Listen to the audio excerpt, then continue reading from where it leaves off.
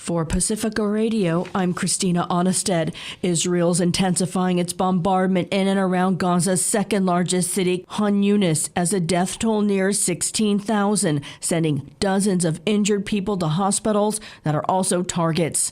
And as the dead fill morgues, United Nations agencies are now describing Gaza as apocalyptic, with nowhere safe to go for innocent Palestinian civilians. World Health Organization representative Dr. Pieperkorn is in Gaza. Getting worse by the hour. I mean, like there's intensified bombing going on all around, including here in the southern areas, Khan Yunis, and even in Rafah. I think we are closer by. It's humanity's darkest hour, and this has been the message, I think, from WHO, the UN in general. This bombings and I would say a senseless loss of lives must stop now. I mean, we need a sustained ceasefire. Aerial bombardments and the ground offensive have already driven 3/4 of the territory's 2.3 million people from their homes. UNICEF spokesperson James Elder says Israel's pledges to scale back its strikes on civilians are not happening, and claims of safe zones are inadequate under international humanitarian law. You cannot overstate this. These are tiny patches of barren land, or they're street corners. There's sidewalks, they're half-built buildings. There is no water, not a little bit. There's no water, no facilities, no shelter from the cold and the rain.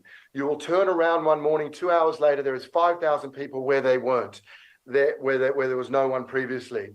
And critically in these places, Emma, there's no sanitation. So currently in a shelter in Gaza, for example, with 30,000 people, there's around one toilet for 400 people. So adolescent girls will queue for 4 or 5 hours. Now remove those people and put them in one of the places I mentioned, the so-called safe places. It's tens of thousands of people without a single toilet, not one, no clean water, nothing to drink.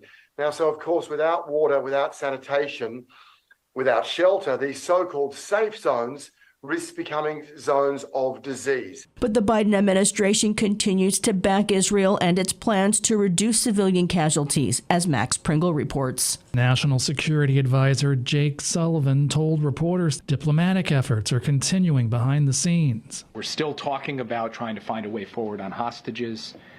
We're talking about sustaining and expanding the humanitarian assistance, making it into Gaza.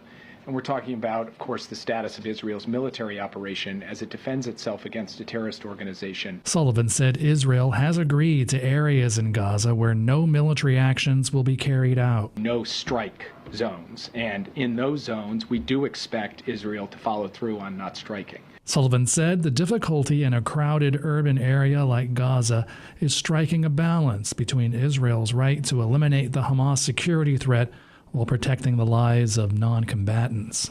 State Department spokesman Matt Miller said the Israeli military has taken a neighborhood-by-neighborhood approach to civilian evacuation orders. The Israeli Defense Forces have identified specific neighborhoods where they plan to conduct military operations and urged in advance of those operations the people in those neighborhoods to move. These evacuation zones will be UN-run deconfliction zones. However, Miller said, in war, there are no perfect weapons that only target combatants. I'm Max Pringle. A gruesome hearing at the United Nations featured graphic testimony of rape from alleged first responders and survivors of the October 7th terrorist attack in southern Israel. Sally Patterson reports. Eyewitness accounts from October 7th recall the rape and mutilation of Israeli women's bodies during a surprise Hamas attack on Israel. In a video message played at the United Nations, former U.S. Secretary of State Hillary Clinton condemned the use of gendered violence in conflict. There can be no justifications and no excuses. Rape as a weapon of war is a crime against humanity. Campaigners say the silence of women's organizations has been deafening.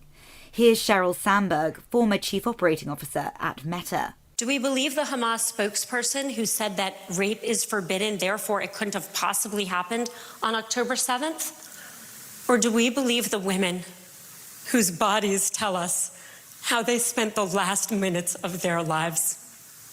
Who are we going to believe? In a statement released on Friday, UN Women said, "We are alarmed by the numerous accounts of gender-based atrocities and sexual violence during these attacks," and called for an investigation. I'm Sally Patterson. Ukraine's President Volodymyr Zelensky will address U.S. senators by video during a classified meeting today. The Biden administration invited Zelensky as it's sending Congress an urgent warning about the need to approve tens of billions of dollars in military and economic assistance to Ukraine, saying Kiev's efforts to defend itself from Russia's invasion may falter without it. The U.S. military has confirmed it will permanently end live fire training in Makua Valley on Oahu, a major win for Native Hawaiian groups and environmentalists after decades of activism to protect the area from warfare training. I'm Christina Onnested reporting for Pacifica Radio.